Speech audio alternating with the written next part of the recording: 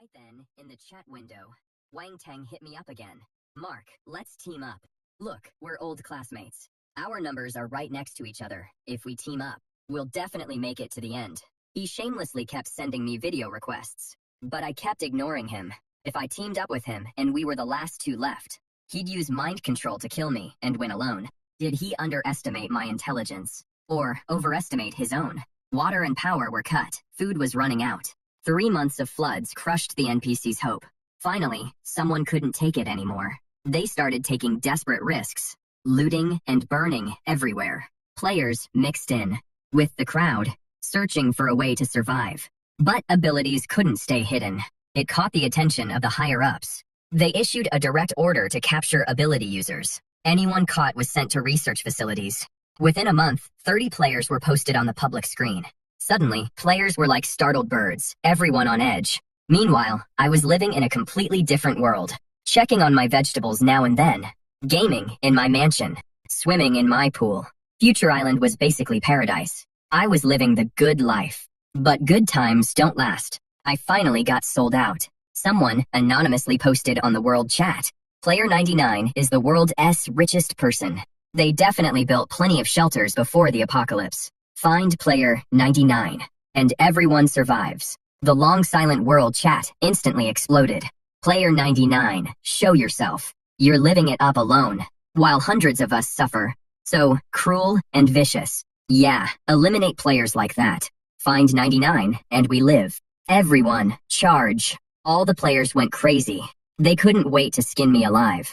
I just wanted to lay low in peace. But you had to call me out. I sent a message in the world chat. Everyone, calm down. I am Player 99. You want shelters. I can provide them. But I only built shelters in 4 countries, Dragon, Eagle, Hans, and Kangaroo. And each shelter holds 20 people max. I marked 4 spots on the world map. You have over 200 people. There is no way you'll all fit. However, I'll give you the shelter passwords. First come, first served. Don't come after me. The moment I entered the password, every player went wild. If they reached the shelter first, they'd survive the flood. Overnight, some players had already arrived. Most had speed-based abilities. The shelter was built on high ground, safe from the floodwaters. When they opened the doors and went inside, it was like stepping into paradise. After all, I built these 4 shelters to be absolutely lavish. They had every amenity you could want. Freezers packed with frozen feasts. Player 58 proudly started live streaming on World Chat. Never expected the shelter. Never expected it to be this nice. Money really does buy happiness. Inside, they were eating steak and lamb, drinking red wine. The table was covered in delicacies. Player 58 said 12 people were already inside. They'd voted to lock down the Dragon Kingdom shelter. Resources were limited. No one else was getting in. Other players were still on the road. Seeing the stream, they lost it. Outside the shelter, players kept arriving in waves. Rather than drown in the flood or starve, they had to seize this lifeline. Survival instinct drove them to desperation. They begged those inside to open up, to let them in, but the players inside had already deadbolted everything. No matter how they pounded on doors and walls, or unleashed their abilities, they couldn't budge that sealed entrance. Just as the insiders were celebrating, I suddenly popped up and said, wasn't it supposed to hold 20? Can't 8 more still get in? I have another override code. Even with the doors locked, I can still access the interior. The hidden door is in the southeast. That decorative brick at the base of the wall. Turn it, and the hidden door reveals itself. The players outside rushed the hidden door like madmen. They turned the decorative brick. The ancient decorative brick. An actual hidden door appeared in the old wall. Players scrambled to get inside, fighting for those last 8 spots. One frail-looking girl was too slow, trailing behind. Then, vines burst from her arms, lashing wildly at the crowd ahead, instantly tripping a mass of players. The player with the blade ability quickly cut the vines beneath his feet, then spun around and fired a wind blade, slitting the vine player's throat. The blade player reached the door first, punched in the override code, and the gate swung open. He rushed inside, thrilled. Right after, another player used lightning strike to drop a whole crowd. The second player charged through the gate. But, as the third player neared the entrance, a player on the ground latched onto his leg. The fallen player flashed a creepy grin, driving venom-coated nails into his thigh. The Venom player had barely gotten up to flee through the gate when a steel-hardened arm punched through his chest from behind. One by one, players dropped dead at the sanctuary entrance. The will to survive stripped away their last bit of decency. So the abilities the system gave weren't for fighting zombies after all. They were meant to make them kill each other. The players inside the sanctuary couldn't sit still anymore. They all had rapid movement abilities, but clearly lacked any real fighting power. If they didn't seal the gate and let in players with higher combat stats, wouldn't they be sitting ducks? The Blade and Lightning players who had just burst inside realized this. They quickly teamed up and started going after the players outside. Right then, the numbers on the public screen shot up. Player deaths kept piling up. Human nature is the same everywhere. Brutal death matches broke out at the other 3 sanctuaries too. Across all the surveillance feeds, I couldn't spot Wang Teng anywhere. Then again, why would he ever go to a sanctuary? As luck would have it, Wang Teng messaged me right then. Mark, look at us, we never even allied. Yet, we work together so smoothly. We were born to be allies. Have you no shame? Exposing my identity. Putting me in the hot seat, that was all you. Don't be so mad. If I hadn't cooked up that plan, how would we have sent those players to their deaths? You should thank me for clearing out your competition. As we were chatting, the sanctuary hit full capacity. The gate sealed shut automatically. Outside, blood ran like rivers. Those who hadn't made it in were still struggling in vain. The players inside were celebrating. They had no idea what was coming for them. I smiled. What could it be? I smiled and said to Wang Teng, "It is a shame you're not in the sanctuary." With that, I hit a button. In an instant, the 1,000 tons of explosives buried inside detonated. The shockwave even shattered the surviving players outside the shelter. After the explosion, the player count dropped by 116. Only 91 players remained. After a long moment, Wang Teng finally sent me a message. I underestimated you. Thanks for the assist. Otherwise, gathering that many players in the shelter would have been nearly impossible. The players most likely to reach Future Island without planes or ships are now gone. I've been planning for a year how to take them all out at once. Those shelters became their graves. The shelter explosions couldn't make the news this quickly. The other surviving players had no idea what happened. But Wang Teng knew immediately, which meant he was watching everything from a distance. Then, the system sent me a message. Congratulations on becoming the player with the most kills. You receive an extra reward. I couldn't help but smile. See, in this apocalypse, it is always survival of the fittest. 4 months later, the floodwaters slowly receded, revealing the submerged land. Everyone breathed a sigh of relief, thinking the disaster was over. But they didn't expect that the flood had brought a plague. Many dead NPCs turned into zombies. Congratulations to the 101 players who cleared the first stage. Apocalyptic Flood. Next is the second stage. Apocalyptic Zombies. Finally, it is time for abilities to shine. That so-called number 99 is as good as dead. At that moment, Liu Ruyan sent me a private message. Mark, you don't have an ability. You won't survive the zombie apocalypse. If you share some supplies with me, and tell me your location, I can come protect you.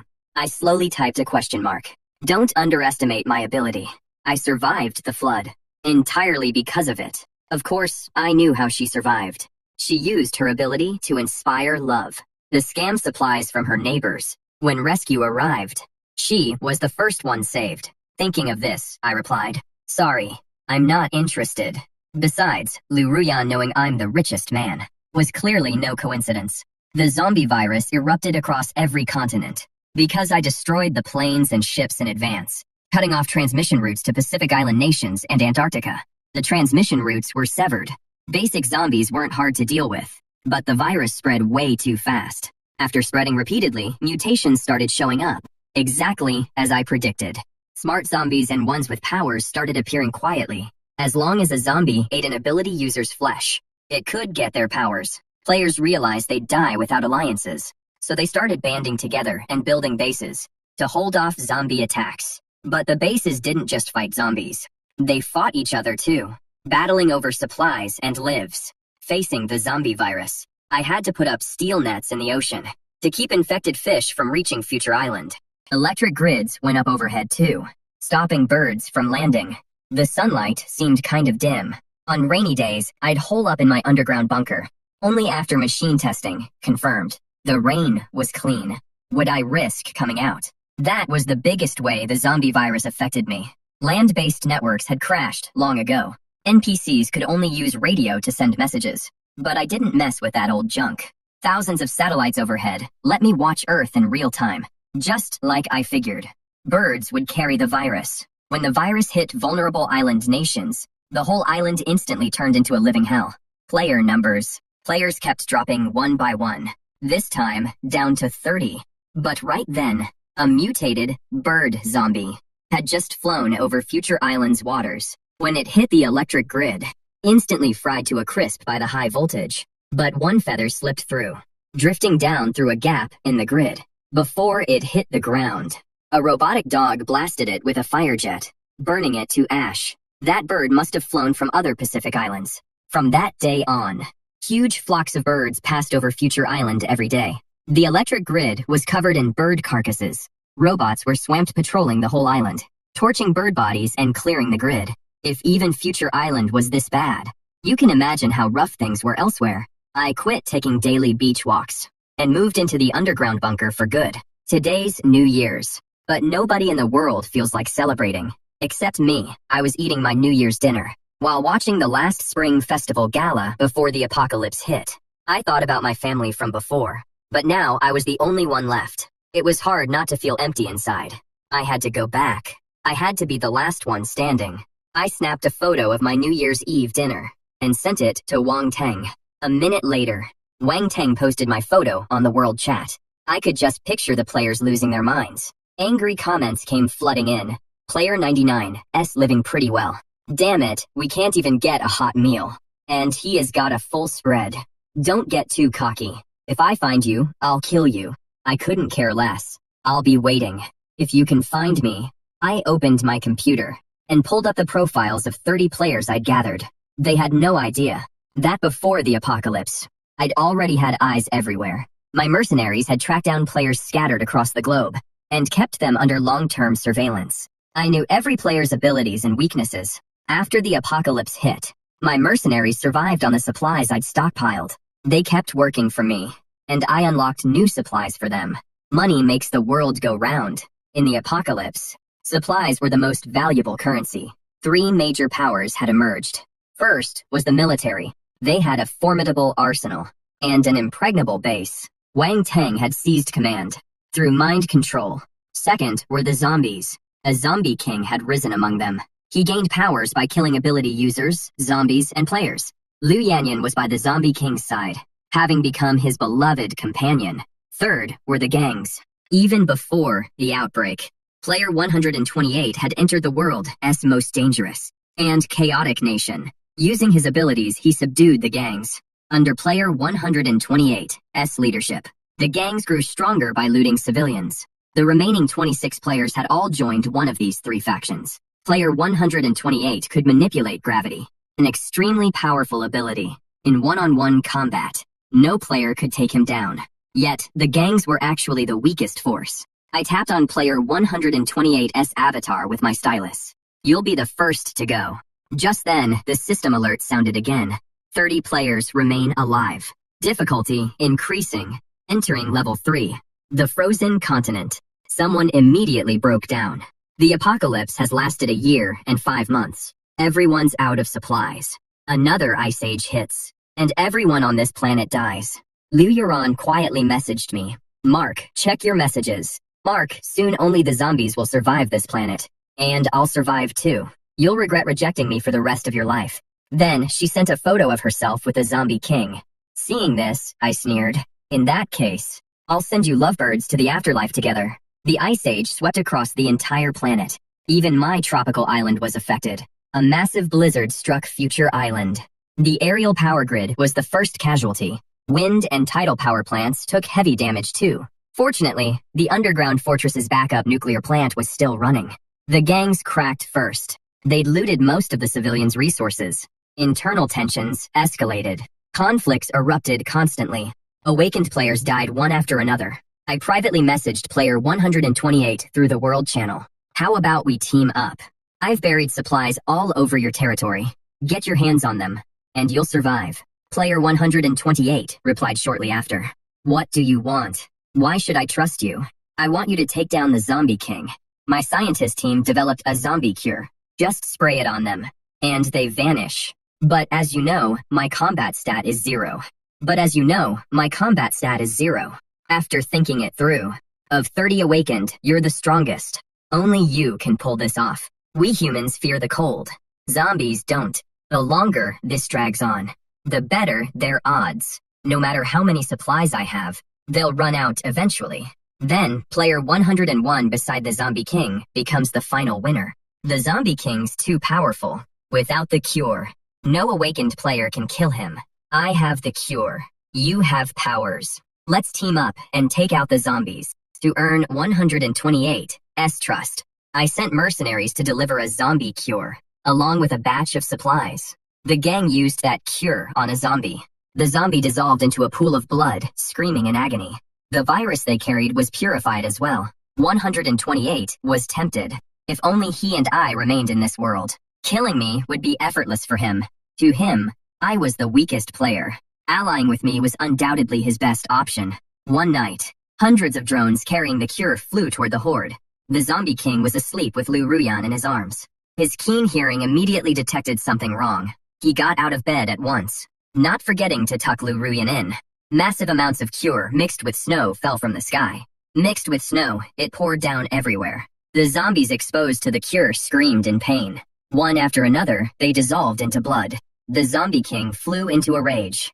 He leaped down. Beams of light shot from his palms, shattering the drones. 128 led the players charging in. He activated his gravity power, pinning the Zombie King firmly to the ground. The powerful Zombie King couldn't even lift his wrist. Several players rushed at him.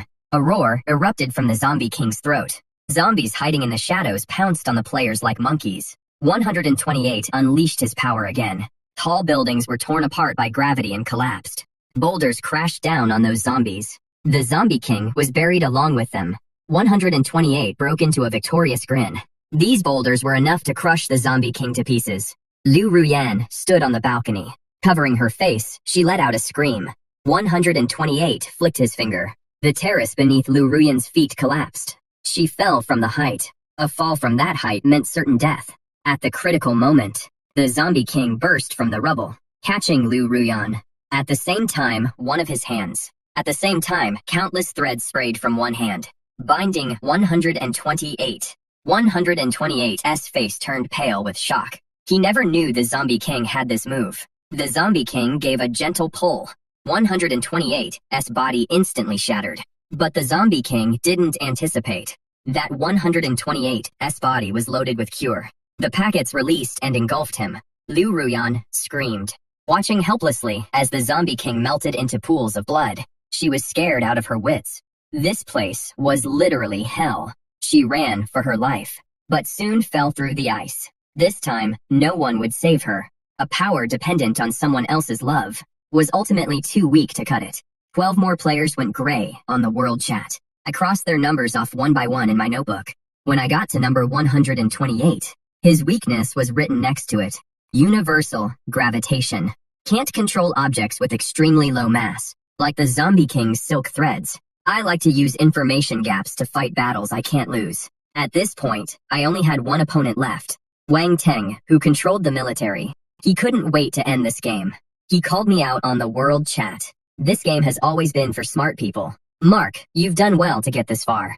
But every game has a loser. Kill yourself now, and I'll spare you the torture. I've always known you had mercenaries, but they're no match for the military. You've just got some dirty money. But I've got missiles, aircraft carriers, military aircraft. Hide wherever you want. I'll find you. And I flipped him off in the chat. Wang Teng's mind control was powerful, but had one fatal flaw. He had to use his power face to face. As long as I stayed in my underground bunker, he couldn't touch me with his power. But I didn't see this coming. He fired missiles straight at Future Island. Multiple missiles rained down on Future Island. A long while later, I still hadn't gone offline. Wang Teng couldn't believe it. Mark, you've got yourself a pretty solid hideout. Then I'll come drag you out myself. He sailed his aircraft carrier over. For an aircraft carrier, the reefs I put up were nothing. when he landed on Future Island. The whole island was covered in smoke. Mountains were flattened. The ground was cratered. All the defenses were wiped out. He looked at the exposed entrance to the underground bunker and smiled like he already had me. He ordered his men to blast the entrance with heavy weapons. After several rounds of heavy shelling, the door was blown off, revealing a passage inside. I immediately sent him a video call request. He answered, looking all smug, and said, staring down the pitch-black tunnel, "It is too late to beg for mercy now, Mark." He jerked his chin, signaling his men to go in, planning to drag me out of there. In the video, I calmly pointed at the endless cosmos behind me. "Who told you I was on Future Island? Open your damn eyes and see where I really am." The second I finished speaking, a nuke detonated on Future Island. Player 100's name finally turned gray. The system blared a sharp victory tune. Congratulations to Player 99, the sole winner. You've cleared the game. Wang Tang had a special ability player working for him, who could pinpoint the exact coordinates from any photo. It was a completely useless ability, but Wang Tang saw exactly how he could use it. He'd sent me countless video requests, trying to screenshot and track my location, but I never picked up. Later, I sent him a photo on New Year's Eve. He secretly called me an idiot, happily tracked my location, and waited for both the gangs and the Zombie King to be wiped out, so he could swoop in and take everything, and decided to blow me up. But how could I not know what players he had? That photo was deliberately leaked to him, to lure him to Future Island. After sending the photo, I got off Future Island. The reward the system gave me was one chance to teleport anywhere instantly. With all my supplies, just like that, I got teleported to a space station, but the system didn't give me a way back to Earth. I couldn't use this reward until the very end.